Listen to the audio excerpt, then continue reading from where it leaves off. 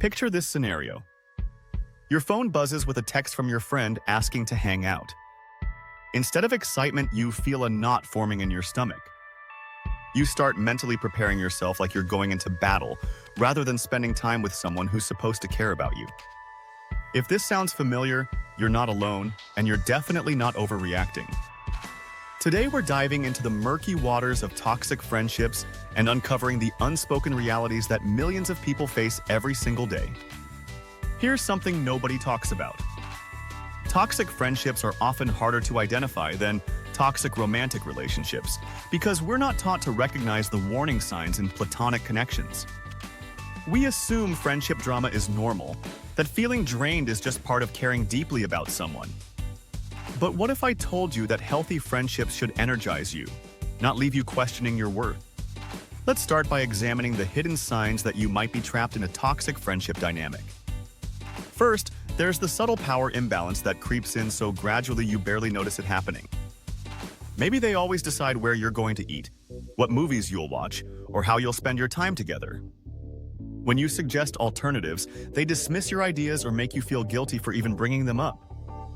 This isn't about being decisive or having strong preferences. It's about control disguised as leadership. Then there's the energy vampire effect. You know what I'm talking about.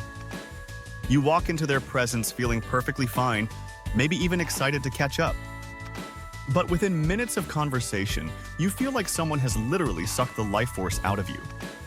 Every interaction becomes about their problems, their drama, their needs. Your achievements get glossed over while their struggles take center stage. You leave feeling emotionally depleted, questioning why you even bothered. The criticism disguised as caring is another major red flag. They deliver backhanded compliments that sting more than outright insults.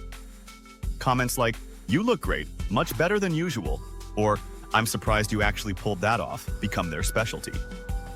They frame their negativity as honesty or tough love, making you feel ungrateful when you don't appreciate their so-called constructive feedback. But here's where it gets really complicated. Why do we stay in these draining relationships? The unspoken reality is that leaving isn't as simple as recognizing the problem. Sometimes familiarity feels safer than the unknown, even when that familiarity is toxic. The devil you know seems less threatening than the possibility of being alone or having to rebuild your social circle from scratch. We also fall victim to the sunk cost fallacy in friendships. You've invested years in this relationship. You've shared secrets, created memories, supported them through difficult times. Walking away feels like admitting that all those years meant nothing. Society reinforces this thinking by praising loyalty above all else, making us believe that abandoning a long-term friendship makes us shallow or disloyal. The fear of judgment plays a huge role too. What will people think if you suddenly stop hanging out with someone you've been close to for years? Will mutual friends take sides? Will you be labeled as the problem? These concerns keep us trapped in situations that slowly erode our mental health and self-esteem. Speaking of mental health, let's talk about the real impact toxic friendships have on your overall well-being. Their constant negativity and criticism don't just bounce off you. They seep into your internal dialogue, becoming the voice that tells you you're not good enough, smart enough, or worthy of better treatment. You start second-guessing your decisions, downplaying your successes, and accepting less than you deserve in all areas of life. Ironically, toxic friends often isolate you from other relationships. They might subtly criticize your other friends, create drama that forces you to choose sides, or monopolize your time so completely that other relationships naturally fade away.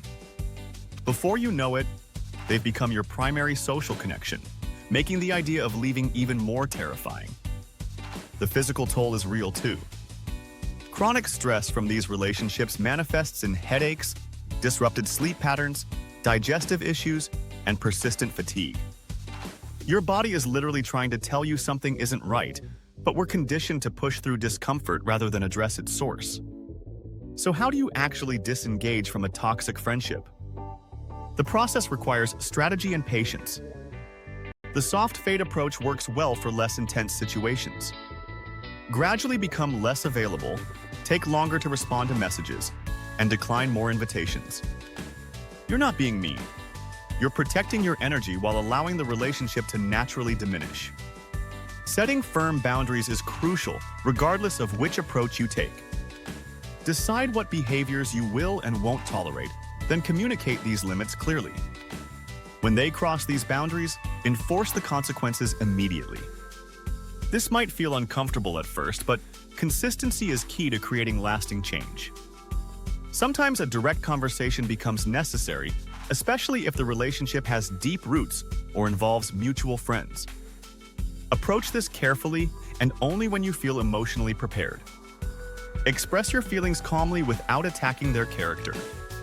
Focus on specific behaviors and their impact on you, rather than making broad accusations about who they are as a person.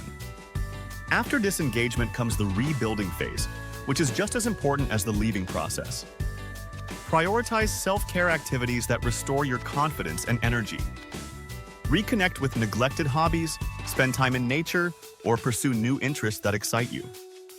This isn't selfish, it's essential for your recovery and growth. When you're ready to form new connections, actively seek out people who share your values and demonstrate genuine care for your well-being. Pay attention to how conversations flow. Do they ask about your life and actually listen to your responses? Do they celebrate your wins without making it about themselves? These might seem like basic friendship qualities, but after toxic relationships, recognizing genuine care becomes a learned skill. Most importantly, trust your instincts moving forward. If something feels off about a new friendship, don't dismiss that feeling. You've earned the wisdom to recognize red flags early and the courage to prioritize your peace over people-pleasing. Remember that choosing to leave toxic friendships isn't giving up on people or being selfish. It's choosing to surround yourself with relationships that honor your worth and contribute positively to your life journey. Drop us a line and share your thoughts in the comments below. Give us a thumbs up if this video resonated with you. It really helps us understand what content hits home and guides what videos to create next. And we'd love it if you subscribe to help us grow our mental well community.